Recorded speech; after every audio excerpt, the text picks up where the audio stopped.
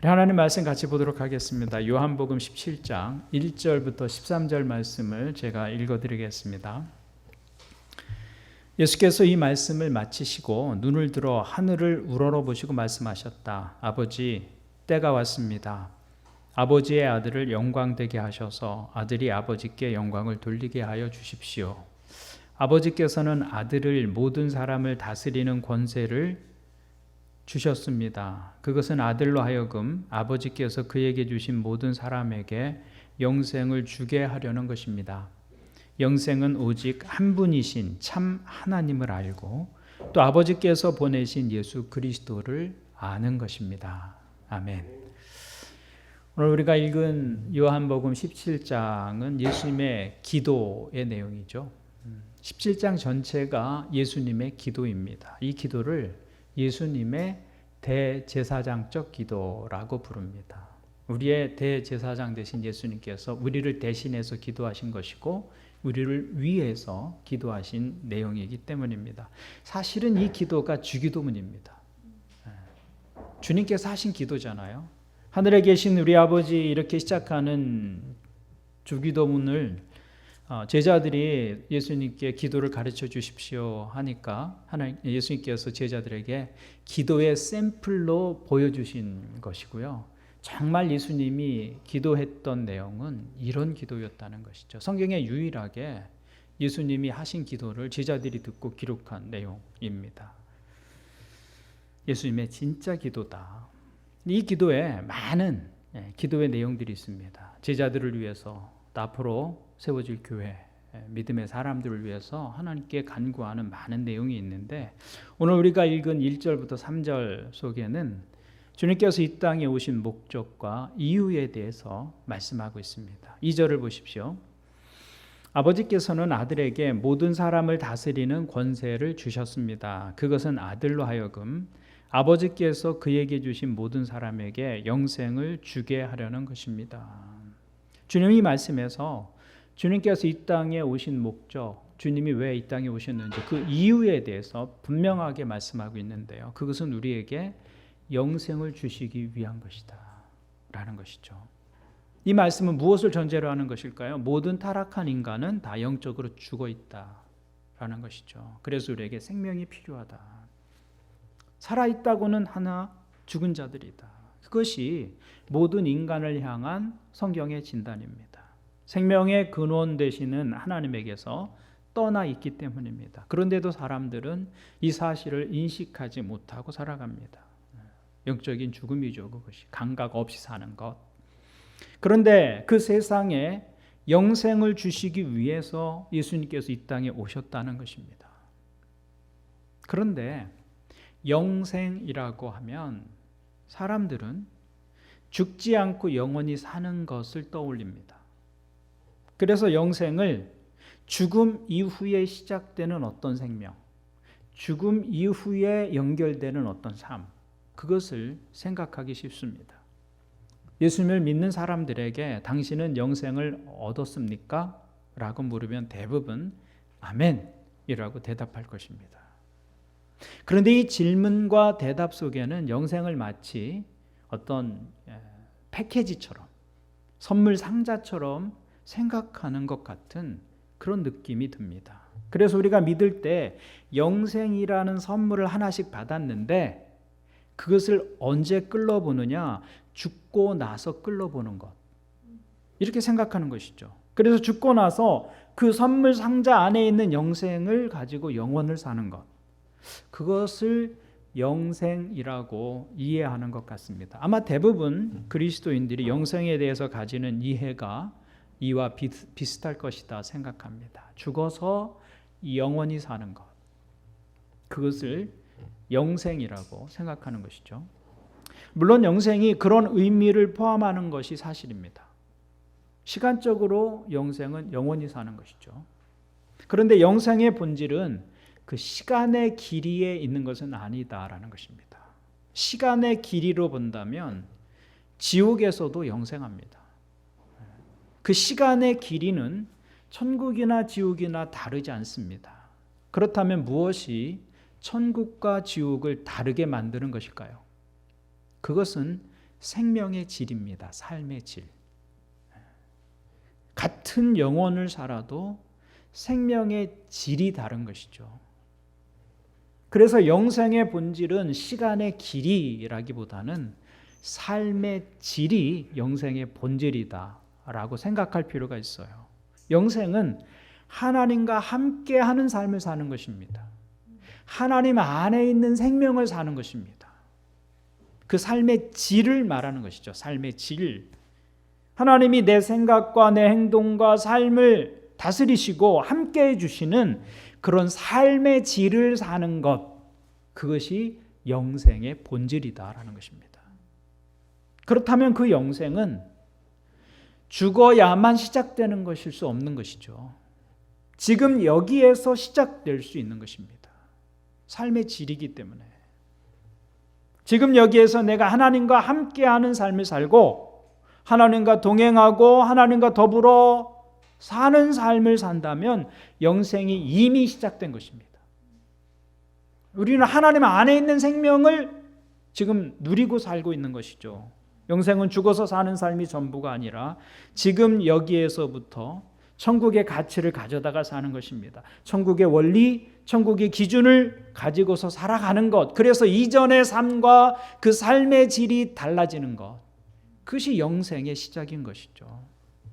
그래서 성경은 영생을 말할 때 미래에 살게 될 어떤 생명이라고 말하지 않습니다. 지금 여기에서 이미 시작된 생명이다라고 말씀하고 있어요. 요한복음 5장 24절을 보면 내가 진정으로 너희에게 말한다. 내 말을 듣고 또 나를 보내신 분을 믿는 사람은 영원한 생명을 가지고 있고 심판을 받지 않는다. 그는 죽음에서 생명으로 옮겨갔다. 이 말씀은 너희가 영생을 가질 것이다 라고 말씀하고 있지 않습니다. 이미 믿는 사람은 그 영원한 생명을 가지고 있고 이렇게 말씀하고 있는 것이죠. 가지고 있고 라고 말씀하고 있어요. 요한복음 11장은 이렇게 말씀합니다. 나는 부활이요 생명이니 나를 믿는 사람은 죽어도 살고 살아서 나를 믿는 사람은 영원히 죽지 아니할 것이다. 이것을 우리 목에 붙어있는 목숨으로 생각한다면 이해되지 않아요. 살아서 믿는 사람은 영원히 죽지 않는다. 목숨으로 이해하면 언젠가는 목숨이 끊어지는데 라고 생각할 수 있죠. 살아서 나를 믿는 사람은 영원히 죽지 아니할 것이다. 이 말씀은 영생이 지금 여기에서 시작되어서 영원으로 이어진다는 말씀이에요. 하나님과 함께하는 삶, 하나님 안에 있는 생명이 지금 여기에서 시작되어서 영원으로 이어진다라는 것이죠. 영원한 삶의 현재성을 말하고 있는 것입니다. 요한복음 5장 25절도 이렇게 말씀합니다. 내가 진정으로 너희에게 말한다. 죽은 사람들이 하나님의 아들의 음성을 들을 때가 오는데 지금이 바로 이때다. 그리고 그 음성을 듣는 사람들은 살 것이다. 그 음성을 듣는 사람들은 살아날 것이다. 살 것이다 말씀하시는데 그 살아나는 시점이 언제라고 말씀하고 있어요? 지금이 바로 이때이다. 지금이라고 말씀하고 있다고요. 영원한 삶의 현재성을 말하고 있는 거예요. 그러니까 영생은 죽고 나서 비로소 시작되는 어떤 것이 아니라 우리가 믿을 때 시작되어서 영원으로 이어지는 것이다 라는 것이죠. 그래서 이 영생을 영원한 생명이라고 이해하는 것보다는 하나님의 생명이라고 이해하는 것이 훨씬 더 그 의미에 가깝다고 말할 수 있습니다. 하나님 안에 있는 생명. 내 안에 있는 생명은 유한해요. 제약이 많아요. 부족합니다. 그러나 우리가 하나님과 연결되어서 하나님 안에 있는 생명을 지금 살아가는 것이죠. 영생은 영원히 산다는 개념이 기본적이지만 보다 본질적으로는 하나님이 함께 하시는 생명을 사는 것이다. 그렇게 말할 수 있는 것입니다. 그래서 내가 가진 생명으로는 살 수 없는 질적으로 다른 삶을 살게 되는 것. 결국 영원한 생명이란 지금까지 우리가 살았던 삶의 방식과는 다르게 사는 삶을 말하고 있는 것입니다. 하나님이 함께 하시기 때문에. 여러분, 우리가 오래 사는 것보다 더 중요한 것은 지금과 다르게 사는 것입니다. 그것이 영생의 본질이에요. 여러분 생각해 보십시오. 우리 인생의 문제가 오래 살면 다 해결될 것 같습니까? 한 300년, 400년씩 살면 인생의 문제를 다 해결하고 초월하는 삶을 살게 될까요? 부부가 50년, 60년 사는 삶을 넘어서 한 300년, 400년씩 함께 살면 부부 사이의 문제가 다 해결될까요? 그렇지 않습니다. 인생의 문제는 오래 살아서 해결되지 않아요. 다르게 살 때 해결되는 것입니다. 저도 살아보니까 20년, 30년 전의 실수를 지금도 하고 있어요. 시간의 흐름이 삶의 문제를 해결해 주지는 않습니다. 진정한 해결책이 있다면 지금과 다르게 사는 것입니다. 지금과 다르게.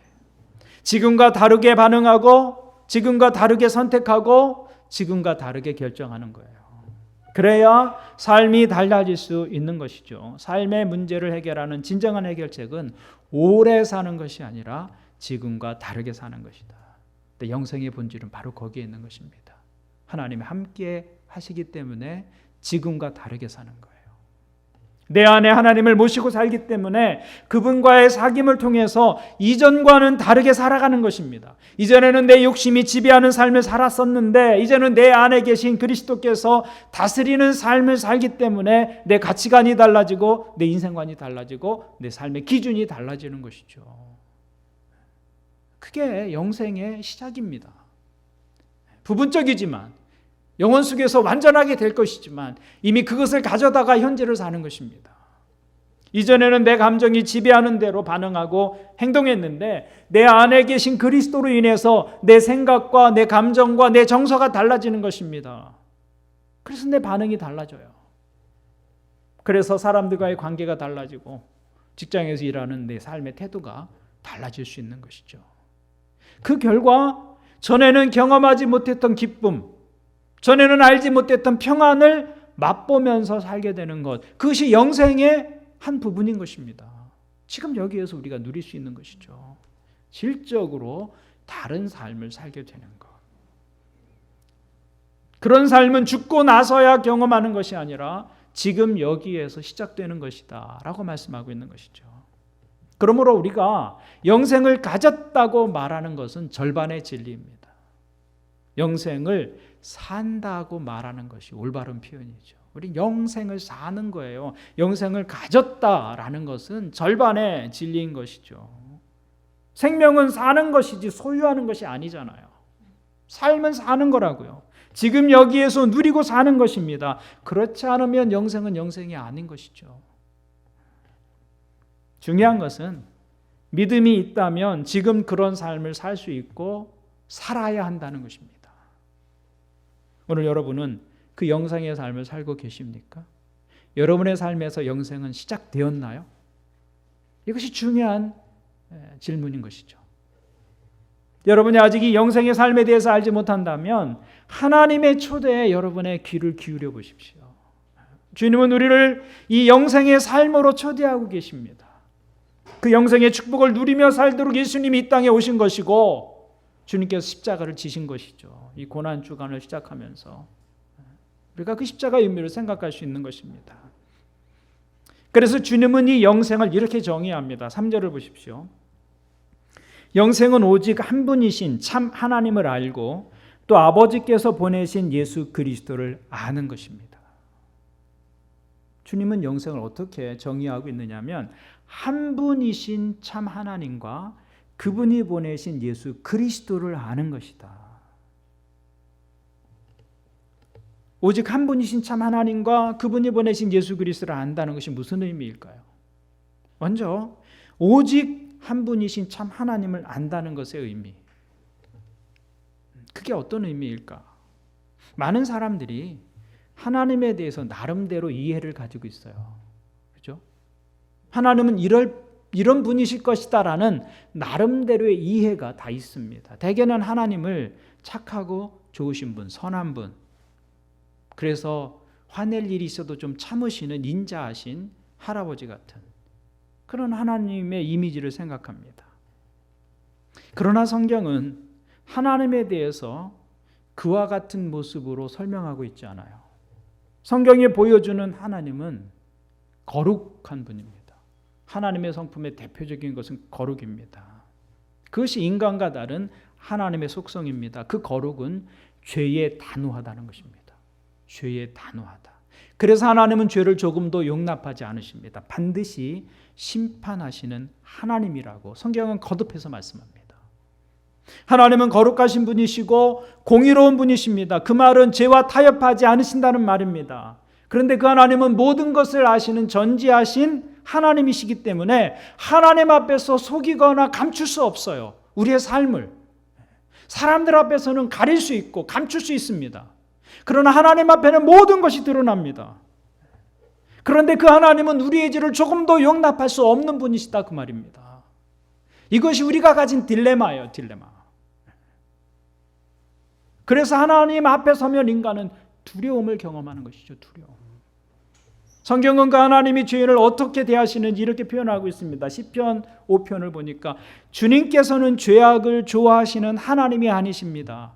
악인은 주님과 어울릴 수 없습니다. 교만한 자들 또한 감히 주님 앞에 나설 수 없습니다. 주님께서는 악한 일을 저지르는 자들을 누구든지 미워하시고 거짓말쟁이들을 멸망시키시고 싸움쟁이들과 사기꾼들을 몹시도 싫어하십니다. 이것이 거룩하신 하나님의 성품, 모습인 것이죠. 그런데 하나님은 오직 한 분이기 때문에 죄인들에게는 다른 가능성이 없습니다. 이것이 문제인 것이죠. 오늘 본문 요한복음에서는 하나님을 말씀하면서 하나님을 수식하는 두 단어를 사용하고 있습니다. 오직 한 분이신 참 하나님 이렇게 표현하고 있어요. 오직 한 분이신 참 하나님. 그분만이 참된 하나님이에요. 다른 신은 없어요. 한 분밖에 없어요. 그러니까 죄인들의 운명도 하나밖에 없는 거예요. 이게 우리의 문제인 것이죠. 우리의 문제. 하나님이 여러분이시고 죄에 대한 견해도 각각 다르시다면 아마 죄인들의 운명도 어떤 하나님을 만나느냐에 따라서 각각 다르게 될 것입니다. 그런데 성경이 말씀하고 있는 것은 오직 한 분이신 참 하나님이라고 말씀하고 있죠. 그 하나님은 죄인을 결코 용납하지 않으시는 분입니다. 그렇다면 모든 죄인들의 가능성은 하나밖에 없는 것이죠. 다른 가능성이 없어요. 그래서 제임스 보이스라는 목사님은 이렇게 말했어요. 하나님에 대한 지식은 다 위협적이다. 하나님 한 분밖에 안 계시기 때문에 하나님을 알수록 위협적이에요. 우리가 놀랄 수밖에 없고 무서워할 수밖에 없는 것이죠. 그의 거룩은 위협적이다. 하나님께서 모든 것을 아신다는 것도 위협적이다. 그의 주권도 위협적이다. 우리가 아직 죄 가운데 있을 때 하나님에 대해서 알려지는 것마다 다 위협적이고 심각하다. 하나님이 한 분이시기 때문에 다른 가능성이 없다고 말해요. 그분이 죄를 미워하시기 때문에 죄인들이 피할 곳이 없다는 것입니다. 그래서 성경은 이렇게 말씀합니다. 사람이 한 번 죽는 것은 정해진 일이요 그 뒤에는 심판이 있습니다. 하나님이 여러분이라면 다른 가능성이 있겠지만 이 가능성밖에 없다 그 말이에요. 이것이 죄인들의 운명입니다. 그런데 영생이 무엇입니까? 영생이 3절을 다시 보면 영생은 오직 한 분이신 참 하나님을 알고 또 아버지께서 보내신 예수 그리스도를 아는 것입니다. 오직 한 분이신 참 하나님만이 아니라 그분이 예수 그리스도를 보내주셨는데 그 예수 그리스도를 아는 것, 그것이 영생이다라고 말하고 있어요. 우리가 죄를 미워하시는 한 분이신 그 하나님만 안다면 죄인들에겐 다른 가능성이 없습니다. 그런데 영생은 그 하나님과 함께 누구를 아는 것입니까? 그분이 보내신 예수 그리스도를 아는 것이다라고 말씀하고 있습니다. 죄를 심판하실 수밖에 없는 하나님께서 죄인들을 심판하시는 대신에 우리를 위해서 그의 아들 예수 그리스도를 세상에 보내주셨는데 그분을 아는 것이 곧 영생이다라고 말씀하고 있는 것이죠. 우리가 하나님을 알 수 있는 여러 가지 길이 있지만 가장 분명하게 하나님을 알 수 있는 길은 하나님께서 보내신 예수 그리스도를 통해서 하나님을 아는 것입니다. 특별히 예수 그리스도의 십자가는 우리가 한 분이신 참 하나님을 가장 잘 알 수 있는 길이 됩니다. 그 십자가에서 죄를 미워하시는 하나님의 공의가 가장 완전하게 드러났기 때문이고, 또한 동시에 죄인들을 향하신 하나님의 사랑이 가장 완벽하게 표현되었기 때문입니다. 하나님은 결코 눈꼽만한 죄라도 그냥 넘길 수 없는 분이십니다. 하나님은 결코 죄를 그냥 보아 넘기지 않으십니다. 반드시 책임을 물으시고 심판하시는 분이십니다. 그것이 하나님의 공의의 성품입니다. 그런데 예수 그리스도의 십자가는 무엇입니까? 그 공의로우신 하나님께서 그 죄에 대한 진노를 우리에게 쏟으신 것이 아니라 십자가 위에서 당신의 아들을 향해서 쏟아부으셨다, 그 말입니다. 사랑받으셔야 할 하나님의 아들에게 모든 진노와 모든 저주와 심판을 쏟아부으시고 마땅히 죽어야 하고 심판과 저주를 받아야 할 우리를 향해서는 하나님께서 무한하신 사랑을 부어주신 것입니다. 그것이 십자가예요. 하나님은 그 십자가에서 사랑하는 아들과 심판받아야 할 우리를 자리를 바꾸어 놓으셨습니다. 그렇게 해서 하나님은 그 무서운 심판에서 우리를 건져내신 것이죠.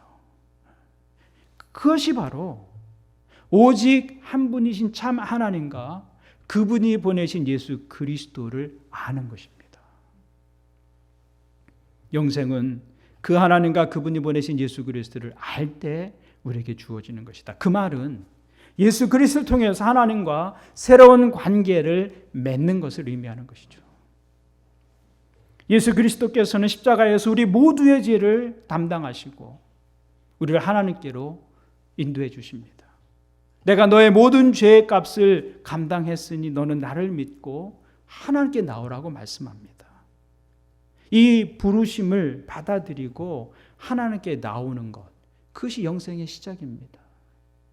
영생은 이 새로운 관계에서 오는 것이죠. 영생은 기차 티켓을 받듯이 천국행 티켓을 받는 것이 아니라 이 영생은 하나님과 새로운 관계를 맺고 매일의 삶을 그분과 함께 살아가는 것입니다. 그래서 이전과 다른 삶을 살게 되는 것, 그것이 영생의 본질인 것입니다. 이 영생의 경험은 다시 돌아갈 수 없는 경험입니다. 종종 이렇게 묻는 분들이 있어요. 믿음을 고백하고 영생을 얻고 나서도 죄 가운데 사는 사람은 어떻게 되느냐고 그렇게 묻는 사람들이 있어요. 그런데 이런 질문은 우리가 얻게 된 영생을 어떤 물건처럼 생각하기 때문에 가지는 질문입니다. 영생이라는 선물은 가졌는데 죄 속에 살아가면 어떻게 됩니까? 이건 사실은 성립되지 않는 질문이에요. 질문 속에 모순이 있는 것이죠. 영생을 얻고 나서 어떻게 죄 가운데 사는 것이 가능할 수 있을까요? 영생은 하나님과의 관계 속에서 살아가는 것인데 간혹 실수하고 넘어질 수 있습니다. 그런데 실수하고 넘어지는 것과 아예 죄 가운데서 살아가는 것은 그 방향이 다른 것이죠. 방향이. 예를 들면 광합성을 하는 식물에게는 주광성이라는 성질이 있습니다. 주광성. 식물이 빛을 향해 반응하는 거예요. 그래서 해가 비치는 남쪽 가지들이 더 크고 실하게 열매를 맺고 잎이 나죠. 북쪽에 있는 가지들은 같은 나무에 있어도 가지가 무성하지 않아요. 요즘 벚꽃이 한창인데 하루 종일 햇볕이 비추는 곳에 있는 나무가 더 일찍 더 환한 꽃을 피우는 것이 당연합니다. 나무가 빛을 향해서 반응하기 때문입니다. 그런데 그 식물이 빛을 향하고 있지 않다면 죽어 있는 것이죠. 우리의 생명이 하나님을 향해서 반응하고 있지 않다면 죽어 있는 거예요. 영생은 그럴 수 없는 거예요. 죽지 않았다면 그럴 수 없는 것이죠. 마찬가지로 우리 영혼이 하나님을 향하고 있지 않으면 죽어 있는 거예요. 그건 영생이 아닌 것이죠. 그 사람이 진정으로 하나님과 그분이 보내신 예수 그리스도를 진정으로 경험했다면 그 경험은 다시 돌아갈 수 없는 경험이에요. 때로 넘어지더라도 다시 일어나서 하나님을 향하게 되지 하나님을 등지고 떠나는 경험일 수 없다, 그 말입니다. 그 경험이 진정한 경험이라면 그것이 옳은 것입니다. 하나님과 함께하는 삶은 한번 진정으로 경험했다면 다시 그 이전으로 돌아가기 어려운 거예요. 우리 삶의 경험에 다시 돌아가기 어려운 경험들이 있잖아요. 저희 집도 세탁기만 사용하다가 건조기를 사용하게 됐는데 다시 돌아갈 수 없어요. 이제는 건조기 없는 세탁기는 생각할 수 없는 것이죠. 요즘 식세기가 또 그렇다고 하는데 아직 우리는 식세기를 경험해 보지 못해서 모르겠어요. 근데 식세기를 한번, 식세기 뭔지 모르시죠? 식기세척기를 경험하면 다시 없던 시절로 돌아갈 수 없다 그 말이에요.